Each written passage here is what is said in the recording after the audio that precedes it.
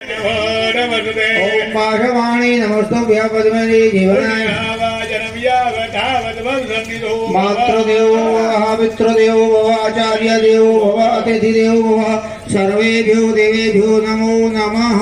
संपूर्ण जगन्माल्यादि ब्राह्मणानां स्वस्ति वाचेत धर्म कर्माणि मांगल्ये संग्रामे पुण्यावाचनं देव ब्राह्मण सविधीयते तद्देव नरंकार अवनीकतजाल मंडल कमल कुमंजले शीर्षे पाणिनां सुवर्णं पूर्णं कलशं ध्यायित्वा भाईओए जमणो पग ऊभो राखवानो ढाको